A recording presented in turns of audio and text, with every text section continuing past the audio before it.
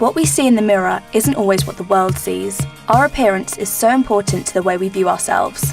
I wouldn't dream of setting foot outside the front door without wearing makeup. To me, it's an absolute essential. On average, 70% of women worldwide wear makeup, spending over £2,000 on the stuff in a year. Men aren't far behind, splurging £1,700 a year on grooming products. However, few of us realise the harm enhancing our appearance is really doing to us. In this film, I'm going to be meeting people all over Britain who have been affected by the chemicals used in cosmetics and asking whether we should be using organic makeup instead. It's about a good 10 days before my face was back to normal, all the puffiness had subsided and all the redness and the bleeding had all completely cleared up. My skin went really itchy, really red, really tight, and it was quite painful, which I hadn't experienced before.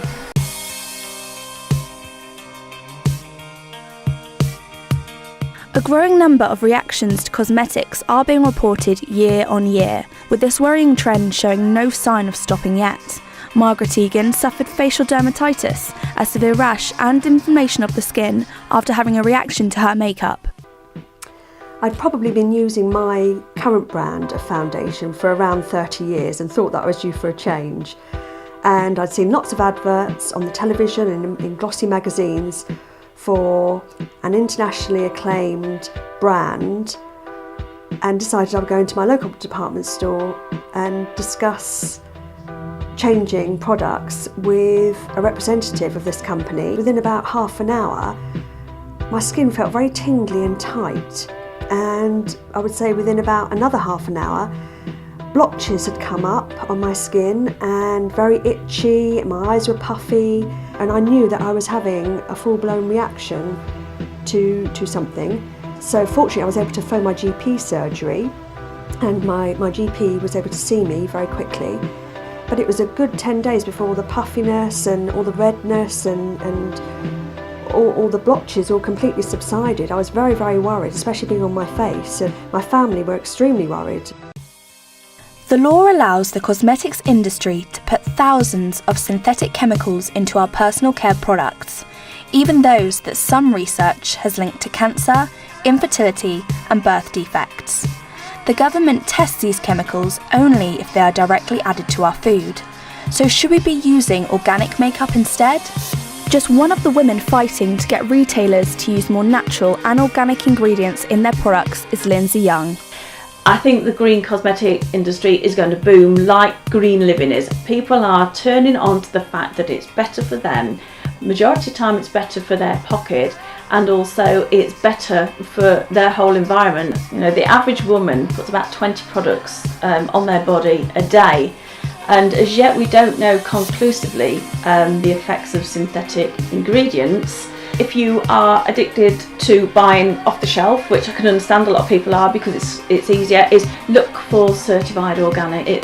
It will fulfil certain criteria. 20% of the product will be organic ingredients, but I think it's important people see that there is perhaps there's a darker underside to these products, and that's what people need to be aware of. There's no concrete evidence yet to prove our makeup directly causes fatal illnesses like cancers, but it's clear that's what Lindsay believes.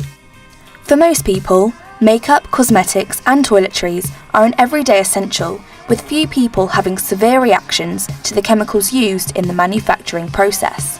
However, I contacted the world's leading beauty companies to ask them why they are using untested chemicals in their products that are so readily available to us and not organic alternatives. Although they declined an interview, they did say this. We first evaluate the potential for an ingredient to cause adverse effects using published and accepted scientific methods. This data is then used to determine what levels of an ingredient are safe for humans. We then evaluate potential exposures for people, considering worst-case product use. A quarter of us will have some kind of reaction to our beauty products in our lives. Lauren Jones from Wiltshire had such a severe reaction to her high-end makeup, she fears she will never be able to wear some products again. I've always had quite sensitive skin. It's quite difficult because it's combination skin, so I get lots of spots, but at the same time it gets really dry really easily. So that means that I need to spend a bit more on makeup. I prefer not to buy really cheap makeup, just because sometimes it's worse for my skin and I can get reactions from it. Once I tried a foundation, got home, and it made my skin really itchy, really red, really tight. My skin was really irritated by it, which worried me quite a lot. So I had to go to the doctor and I was prescribed medication, and after that it subsided. This is a cheaper foundation, about £6, and this is a high-end foundation, about £30. And now for me there isn't a lot of difference because I can't wear this from a drugstore because it will irritate my skin, but the same with a high-end foundation could also irritate my skin. Research shows 1 in every 5 chemicals in our makeup are proven to cause harm in some way, but because these chemicals provide a vital role in the functioning of the product, they are still included. Due to the growth and popularity, more exclusively natural and organic makeup companies are being developed to meet customer demand. The owner of the first organic makeup company in the UK is Abby Weeds. Regulations do need to be much better to help people who want to buy natural and organic cosmetics. A lot of high street cosmetics call themselves natural or organic, but actually they also contain a lot of artificial ingredients, even parabens.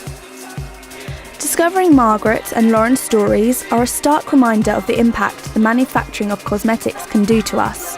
The insecurities most of us have with our appearance means that makeup is an essential for a lot of people all over the world. However, new legislation from the EU is being developed right now to limit chemicals that can be used in our makeup, but organic and natural alternatives are readily available at this moment.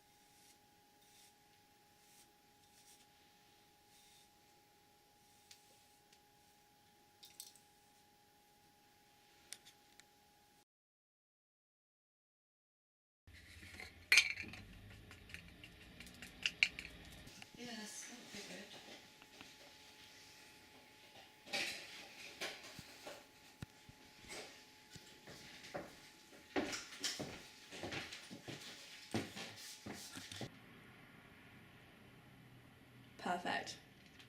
I laughed.